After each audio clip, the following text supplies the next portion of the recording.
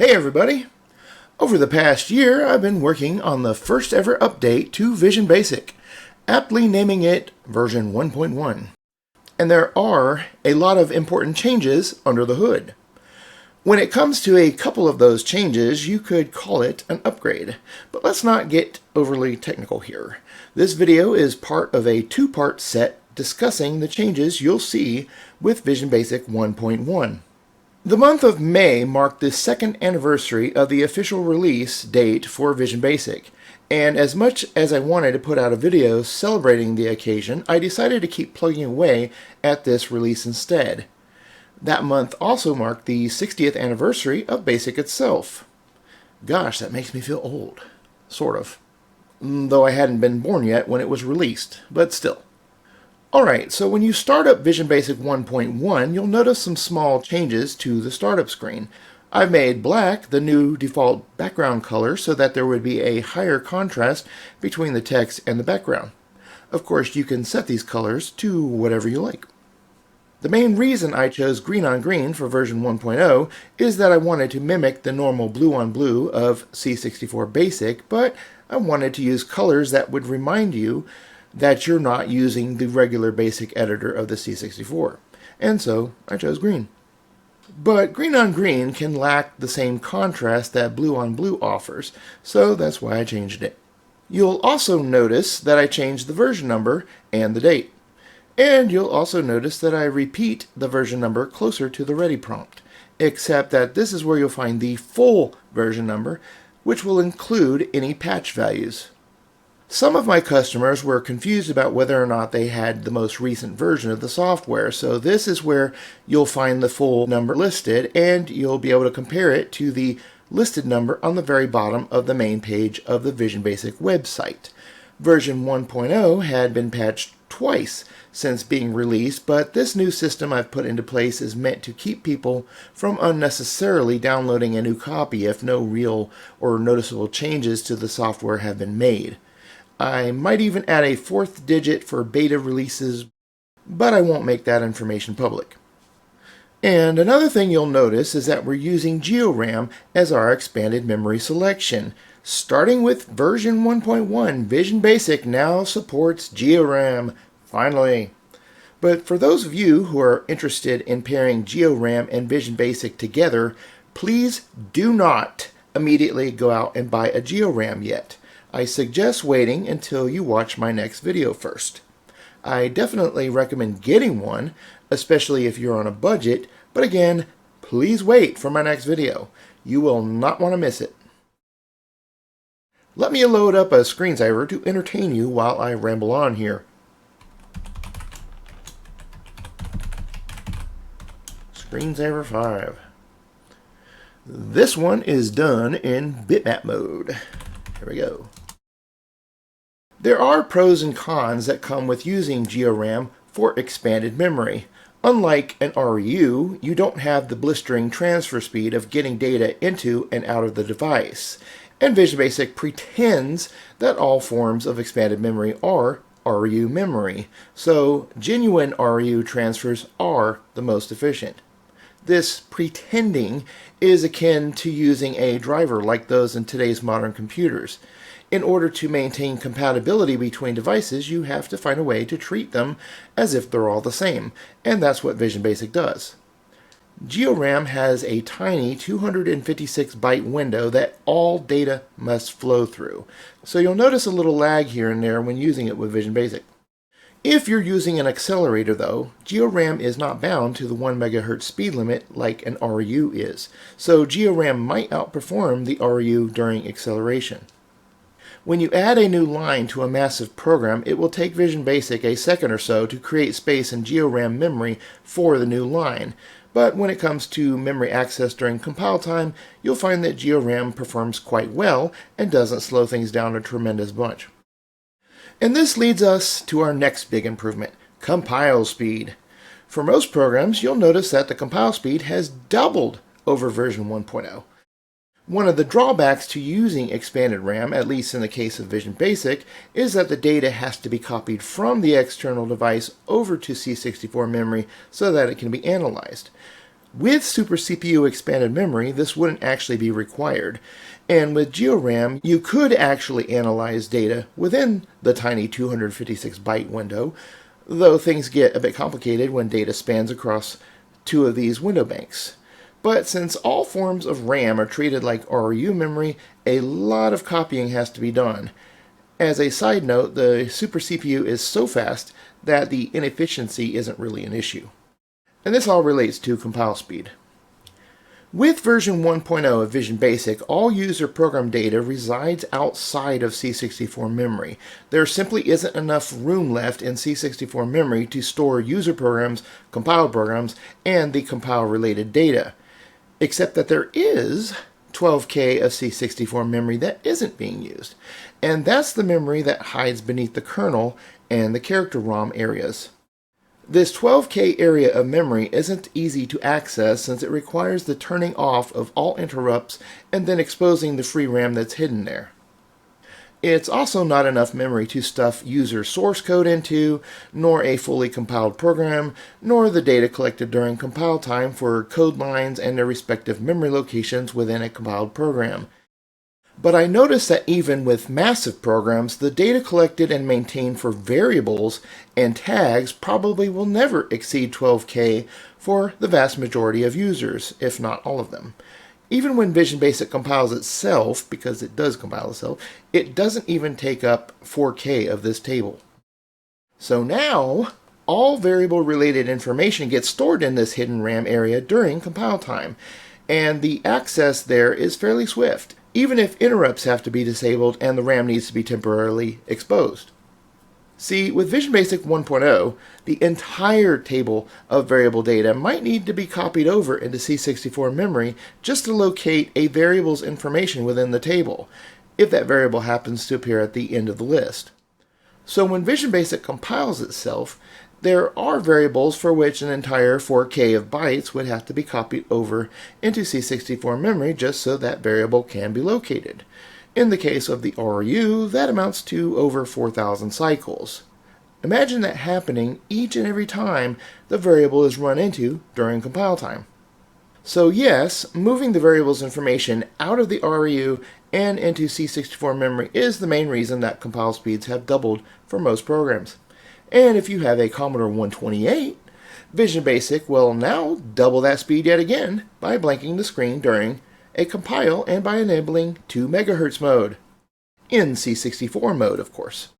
The screen even blanks for C64 users by default, and you'll get a tiny boost from that. But you can turn off the screen blanking feature if you want. And let's clear the screen, and let's load up a sample program and compile it so that you can see the screen blanking for yourself. Load race cars. We'll replace, and let's compile it. So that's another new feature for Vision Basic, screen blanking during a compile. I wanted to display something to let you know that something was happening, so Vision Basic displays horizontal gray bars all about the screen as your program compiles. I figured that dark gray lines on a black background was the least obnoxious color combination possible. I tested lots and lots of color combos, trust me. But you can change these colors if you wish, so let's go ahead and type the following. Blank 056. This command allows you to turn blanking on and off and to specify your desired colors. Despite dark gray being the default bar color, there are actually two colors that get alternated from pass to pass so that you can sort of count each pass as it goes by. And now let's do a compile so that you can see the difference.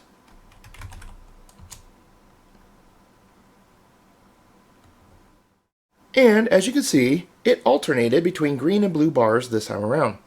And there were 4 passes total. This program is a very simple demo for a couple of the new commands included in version 1.1 of Vision Basic. In prior videos, I introduced a couple user-defined commands and decided to turn them into real commands for Vision Basic. They are the allmobs command and the catch command. The catch command allows you to catch the raster beam at a specific line of your choosing. This is not the same as setting up an interrupt for a specific raster line, though. It simply allows you to wait until the raster beam has reached a specific line on the screen, and it's mainly intended for more advanced programmers. And the allMobs command allows you to set the sprite positions for all 8 sprites in a fraction of the time it takes the regular sprite commands to relocate all 8 sprites. So if your programs need a little more speed, this command will become your new best buddy. Let's run the program and see the benefits these two commands have to offer. None of my demos in this video are super splashy, so I do apologize. I'm only here to demonstrate the improvements of Vision Basic 1.1 itself, and it's not like I'm able to increase the screen resolution or increase the C64's color palette to 4096 colors or anything. So that being said, here we have 8 race cars just waiting to take off. Yes, they have square wheels, but I'm using multicolor sprites with horizontal expansion turned on, so we have a fairly limited resolution to work with here. This is a very simple demo. Again, nothing truly splashy. Let's get the cars moving with a simple key press. Each car is moving 1 pixel horizontally per screen refresh, so that comes to 60 pixels per second. The white bar in the border represents how long it takes for all of the regular sprite commands of Vision Basic to move all 8 sprites within a single screen refresh. The white area is about 8 characters in height, so that comes to about 64 raster lines out of the 263 lines available in NTSC. So the sprite commands are taking about 25% of the full screen refresh to relocate the 8 sprites. That's a pretty hefty chunk of time out of the mix. Now enter the allMobs command. The allMobs command eliminates all of the overhead associated with using the usual sprite commands. When this command is used, Vision Basic simply dumps a chunk of machine code directly into the compile stream that relocates all 8 sprites, assuming that their coordinates have changed from the last time the command was used. So let's press a key to see how much time it takes for the allMobs command to move our sprites. Okay. That's a dramatic difference. An almost negligible fraction of a full screen refresh. Perhaps 4 raster lines at most? So by using the allMobs command, you can free up more time during the screen refresh to perform other game-related tasks. With the allMobs command, all you need to do is issue it once per screen refresh, stuffing it with all sprite XY coordinates, and then you can change the coordinate variables elsewhere in the game loop. Now, the catch command is being used here to help change the border color at the top of the screen. We simply use it a single time to catch line 51 and then change the border to white. When all sprites have been relocated, we then change the border back to black. So let's go back to using the regular sprite command, but we'll eliminate the catch command so that we can see the fastest our sprites can go, moving them only 1 pixel at a time. And I'll press a key. So now they're moving about 4 pixels per screen refresh. But we haven't added any other code to our game, if you can imagine making some kind of game out of this. And when we go back to using the allMobs command, it's like we put some extra kick in their fuel tank. And again, we haven't added any other code to this quote-unquote game, so things would obviously slow down the more we add. And let's go ahead and stop things for now, because I'm getting dizzy. The point of using the allMobs command is to free up extra cycles for your games and such if you need it. I mean, if you're just moving around like a single sprite and you're just happy with the results, don't worry about it. Okay, Mr. 210. Wait. In line 210, you can see the catch command in use. And in the lines that follow, you can see that we're moving all 8 sprites by using Vision Basic's regular sprite commands. All up in here. And in line 300, we're using the catch command again, right down here. And you'll see the allMobs command in use in the line just below, right here. One nice detail about these 2 new commands is that you can use both of them in pure assembly language programs because neither of them take up space in the command support library. Okay, so aside from adding some new commands to Vision Basic, a handful of commands have also been improved. The random number generator now supports two types of random numbers. Originally, Vision Basic pulled random values from the SID chip to help form its random numbers. But the downside to this is that you might need the third voice of the chip for sound effects other than those of the noise variety. So I added the option where Vision Basic can generate a repeatable set of values, much like those produced by the R&D function of regular C64 Basic. If you saw my previous video about random repetition, you'll understand how these values work.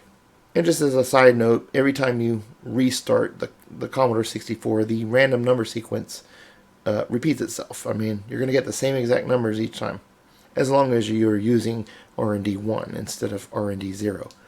And let me load my next program here.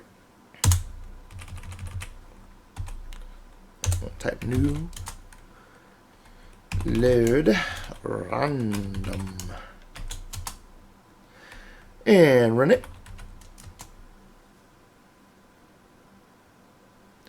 On the left side of the screen, over here, you'll see a random assortment of colored squares, and the randomness on this side was provided by the SID chip. The right side also bears a random assortment of colored squares, and the randomness on this side was provided by the new formula. If I press a key, the program will draw new colored squares on both sides, but you'll notice that only the left side changes. So here we go. See this side? They keep changing. This side, they don't. This is because the SID method will never reproduce the same series of random values, but the newer formula can be set up to start the series over again if desired. Of course, you don't have to go with a repeatable pattern of random values if you don't want to. You can use the system clock value, for example, to seed the random number generator so that it doesn't create the same random sequence each and every time you run your program. This is a tactic often employed to improve the output of regular BASIC's R&D function. And just as a side note, there are times where you may want to reproduce the same exact series of random numbers, especially, I've mentioned this in a previous video, but, say you have a field of stars or a mountain range that you've generated randomly, and you just like the look of it, and it's like, well, I'd like to be able to reproduce that each and every time for my game or whatever you're making. So anyhow, whichever type of random numbers you'd like to use is entirely up to you. Also improved in version 1.1 is the paddle function. In order to read the paddles on the Commodore 64, you need to tell the computer which joystick port you'd like to read from first, and then issue a delay so that the values returned will be accurate. Vision Basic has always made reading the paddles simple, but the delays involved in reading all four paddles can add up to a lot of wasted cycles. I'm going to take you over to a paddle test in Vision Basic 1.0 so that you can see how long it takes to read all four paddles in version 1.0. And there we go. I often use this border technique right here to visually represent duration. So here you see bands of blue, green, purple, and red in the border, and each band of color represents how long it takes to read a single paddle. And I added a little mouse pointer to the mix, which is positioned by reading the paddles in port 2. So it kind of mimics the real mouse thingy. Mouse pointer. Each band is about 3 characters in height, which is about 24 raster lines. So you can see that just reading all 4 paddles alone takes about half of the visible text screen. This surely will slow your programs down considerably. I mean, unless you're doing like some kind of word processor or something. So when I created version 1.1 of Vision Basic, I found a way to speed things up a little bit. If you read 2 paddles from the same port in succession, you don't need 2 separate delays. Vision Basic now keeps track of which paddles and ports that have been read and only issues delays when necessary. So check out the difference in Vision Basic 1.1 for this demo. So here we've reduced the burden by about 1/4. It now only takes about 75% of the duration to read all 4 paddles. It actually takes extra cycles to keep track of which paddles and ports that have been read, so it could have been closer to 50% without all the extra tracking. And this one also, yay, yippity-yippity. But for those who are a little more advanced in their programming skills, I created a new polling command that will allow you to substitute your own delay in place of the one furnished by Vision Basic. So check out this example. And I'm going to switch over to that window. Now notice the black areas here and here. The black areas represent reclaimed cycles, and the yellow bars are where Vision Basic tells the computer which port to read. After you indicate which port to read, it is your job, as the programmer, to put in your own delay of at least 16 raster lines. You can perform this delay by actually accomplishing an important task, like moving a sprite around or doing some needed math calculations. If there is something your program needs to be doing, just use that task as your delay. And after this delay, you simply read one or both paddles in the port that you have chosen. So just to do a recap here, this yellow, look at the small pointer. This is where Vision Basic tells which paddle needs to be read. This is the delay period where important tasks can be done. This is reading one of the paddles. This is reading another paddle. This is telling Vision Basic the other port that needs to be read. And again, another delay. And then reading, probably paddle 3 and paddle 4. So, if you need help understanding the visuals here. And again, these are durations. So, these are actually pretty small compared to the original. So, why does the delay need to be 16 raster lines?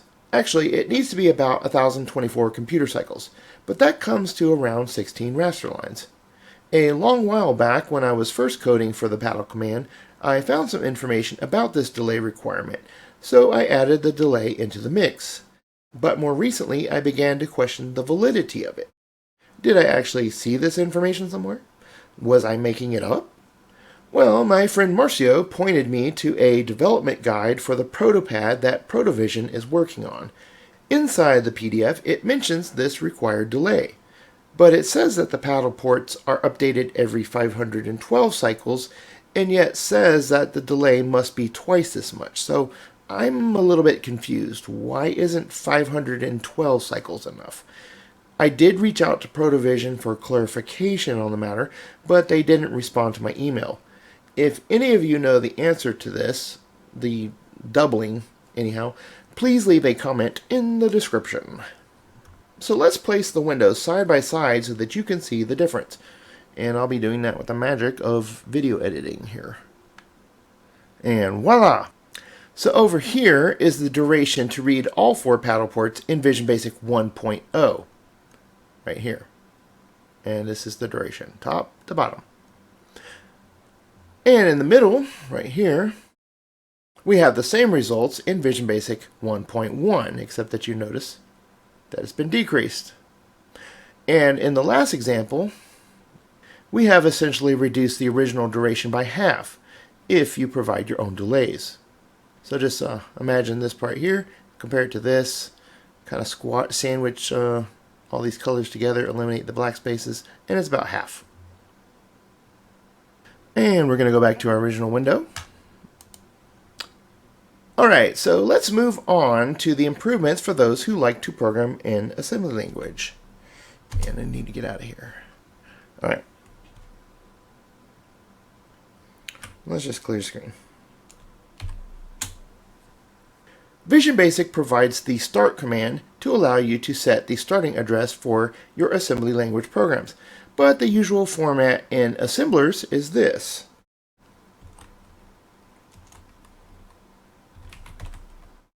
Well, now you can type this in Vision Basic as well. You just need to put a line number in front of it. So,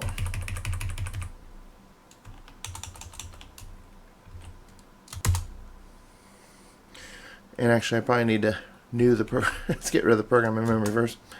And then, okay. And if you prefer the word label over the word tag, you can now use the word label to define your tags in Vision Basic. So, here we go. Label char equals, equals 192.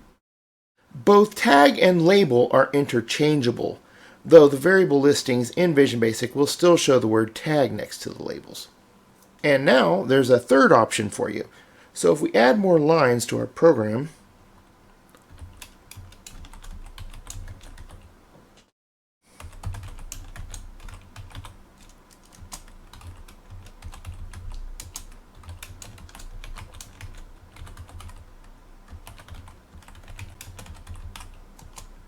in many assemblers, you simply place your label on a line and it will act as a target that you can jump to, like this. But if you do this in Vision Basic, the word loop here, right here, will be interpreted as a user-defined command. So I chose to employ the asterisk symbol again, but instead of following it with the equal sign, you simply place your label after it. And voila. And now it looks close to what you'll find in assemblers, but just with the asterisk in front of it. So just to recap, you can use the label command here. You can also use tag instead of label, and you can also use the asterisk even on a line like this instead of the word label. So you have three options now. And I guess just for the heck of it, let's go ahead and run it. Boom. Printed a line of lines. Alright, let's type new. And for a final improvement, for those of you who like to program in assembly language, you can now create special user-defined commands strictly for use in assembly language programs. Let's take a line like this.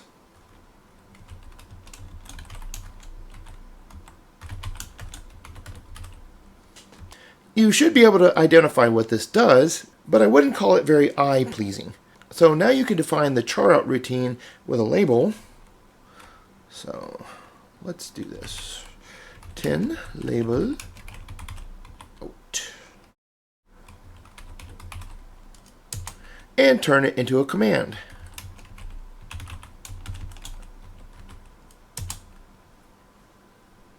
And it's really that simple. So now instead of this little, wonderfully beautiful, elegant, sarcasm, mess of numbers and addresses and such, and also two instructions, we can just do this. Char out 65. But let's see a better example in a program I've written. So I'm going to load, type new, load rectangle, and list it. Here I've written a couple user-defined commands in assembly language. The vlen command and the hlen command, right here. One draws vertical lines in block characters to the screen, and the other draws horizontal lines in block characters to the screen. You can see their use in lines 20 to 50. The first parameter is the x-coordinate, and the second parameter is the y-coordinate, and the third parameter is the length of the line in characters that you wish to draw. You can also plug in variables if you wish as parameters. So if you see these user-defined commands in an assembly program, it gives you a better idea of what's going on as opposed to something like this. So just as an example, I'm not going to press enter, but we can go back to the glorious look of this. Oh, sorry. And yeah, that's just so glorious looking. What does it do? I don't know. I guess I'll have to go down and find out. I mean, that doesn't really tell me much of anything, right? Even if we add a label for the JSR instruction, it still looks a bit messy. Like, we just went this. hlen. Still messy. Still messy. Anyhow, let's go ahead and list it again. Anyhow, we have a screen clearing routine that we call in line 10, right here, and we exit the program in line 60. Line 1000 starts the hlen routine, line 2000 starts the vlen routine, line 3000 converts the coordinates to a screen position. Let's go up a little bit, right here. Line 4000 advances the screen position down to the next line by 1, and line 5000, which is not visible yet, is the screen clearing routine itself. And is that, I don't think that's the full thing. Okay, there you go. And let's run it. And I'm going to go up here. I'm just going to type run.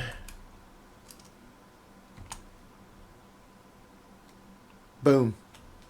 And we've drawn a simple rectangle. It's not the most efficient program, but it's faster than BASIC, of course, and it's relatively easy to decipher the code. I created a somewhat more fun version, so let's load that one up.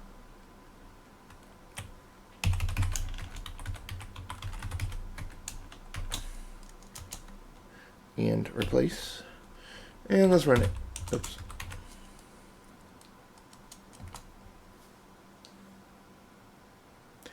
I call this masterpiece the Vortex.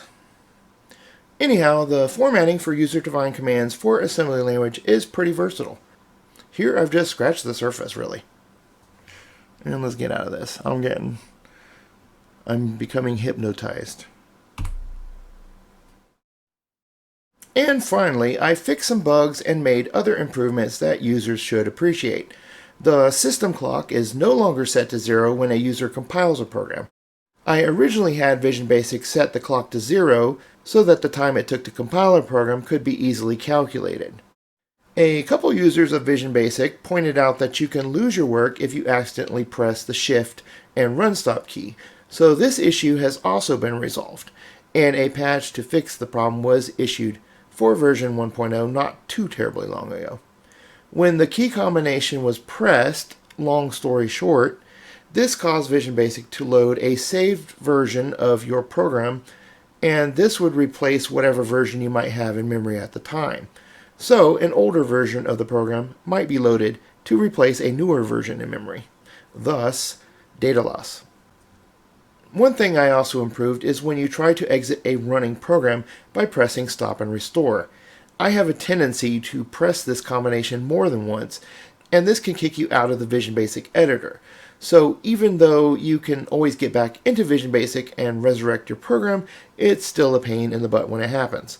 So I built in a small delay that allows you to press this key combination a few times without getting booted out of Vision Basic. So for example, and we'll just do this in immediate mode. And now I'm going to attempt to press the stop and restore keys. I'm going to press them a few times to demonstrate that I will not be getting kicked out of Vision Basic. See? And then if I do it now, it'll probably kick me out. But at least there's a pause. Another thing I improved is that the Sizzle bootloader is no longer the default program loaded when you type. You can still use this fast loader, but it's no longer the default. People with PAL systems and those without 1541 disk drives weren't able to use it anyhow. I personally recommend getting JiffyDOS for your computer, which is an excellent fast loading system for the C64. And I fixed a couple other bugs, and now your variables will no longer be limited to 8 characters in length. If a variable can fit on a logical screen line, it's legit. Historically, most of my variables tend to only be a couple characters in length, but I have plenty of variables and tags of greater lengths in my programs. So, yeah, if you type a variable like just like this, just keep typing, and you say equals 1. Wait, let's let's delete, go back over that. And then run it, and then list it. There you go. It's there in all its lengthy glory.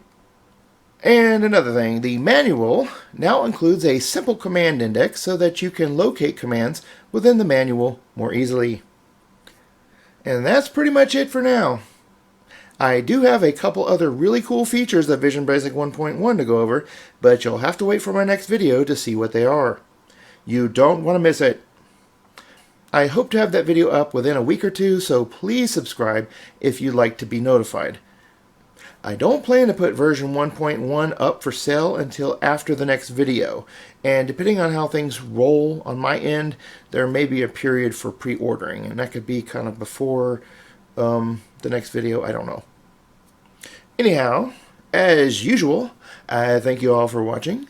Please like and share my video, and definitely subscribe for more similar content, and make sure to visit visionbasic.net.